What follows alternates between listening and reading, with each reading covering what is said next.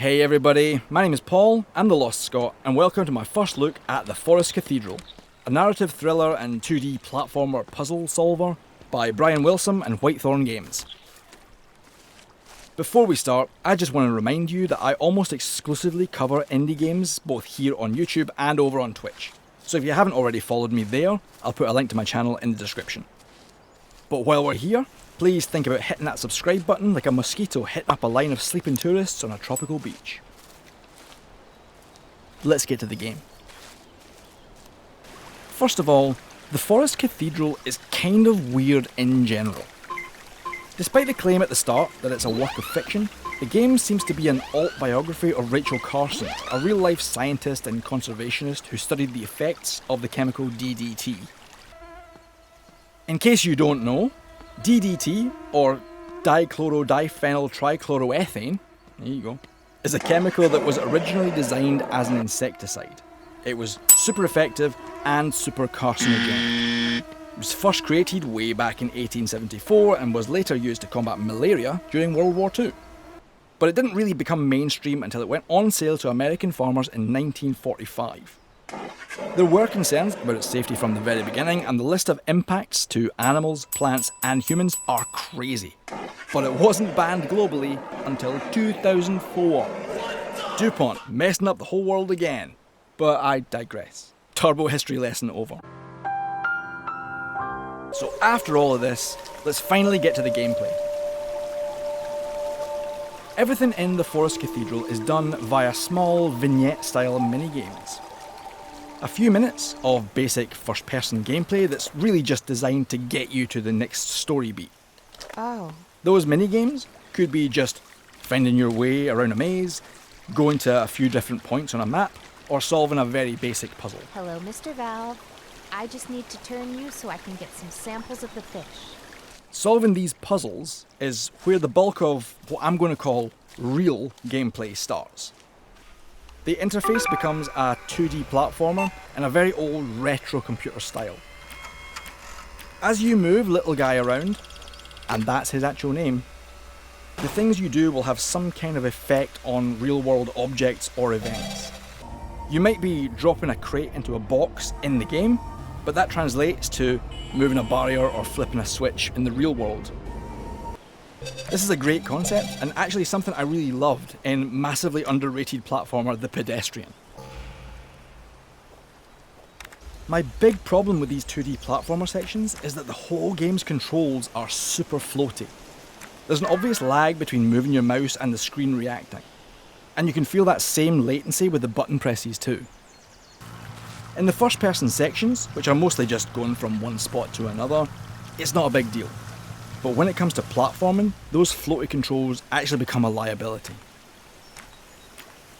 This becomes especially obvious once the platforming sections start to get more difficult.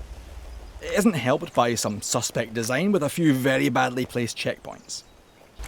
I don't get genuinely frustrated by games very often, but one particular spot in the Forest Cathedral actually had me quit out of the game because it was just annoying me. And that leads us nicely to some of the other things that either annoyed or confused me here. I find the art style kind of weird and inconsistent. Now, some of it is definitely intentional, but while I can see what they were aiming for, I don't think they quite hit the mark. For example, the whole intro conversation between Rachel and Dr. Muller, presumably based on real-life Swiss chemist Paul Hermann Muller, is shot in a very creepy way, which I'm assuming is deliberate because of how bad DDT ended up being for everyone. Oh, no, sir. Some of the jump cuts feel a bit out of place, with some unusually long camera pauses on nothing in particular. I understand that a long pause in a scene can add tension or create emotion, but that doesn't apply when you're looking at a close-up of, for example, a ceiling fan turning. I feel like they were going for a kind of David Lynch or Stanley Kubrick vibe and just missed the mark. That's right. But the thing that really confuses me is that while this conversation is done in a semi-realistic style, or at least one that matches the rest of the game, every other conversation is done in pixel art. And that's not even an era-specific decision because computers back then didn't have displays. It struck me as weird every time. You and me both. There are also a couple of flash forwards to Rachel in a hospital. This makes sense, given that Carson died of complications relating to cancer. But there's nothing about the way it's shown to the player to suggest it's a different time. There's no obvious transition to show that shift, and if you don't already know Carson's story, this could just end up confusing you. And after that first clip, the game doesn't follow up on that part of the narrative, at least as far as I've played so far. So it feels kind of out of place. One thing that isn't out of place is the range of accessibility options. There's an option for a dyslexic-friendly font, and disabling some of the visual effects, which is always nice to have. There are full subtitles for the spoken dialogue, although the subs are absolutely gigantic and take over a lot of screen real estate. All of the controls are fully redefinable to make your third-party accessibility rigs work, but most impressive of all is that you can choose to disable spikes in the 2D platforming sections and enable float mode to make them easier. These are great things to have and not something you see in many indie games. The only things missing that I'd have liked to see are custom font sizes for the subtitles and an FPS limiter, but I wouldn't consider those to be a deal breaker in any way.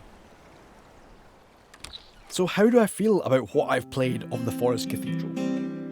It has some great ideas, but I just feel like it never quite hits right. A lot of that is down to the sludgy controls, but there are some design decisions that I disagree with too. I wish the interaction between the 2D and 3D worlds were a bit more tangible. Look at the way the pedestrian handles that kind of thing for a great example of what I mean.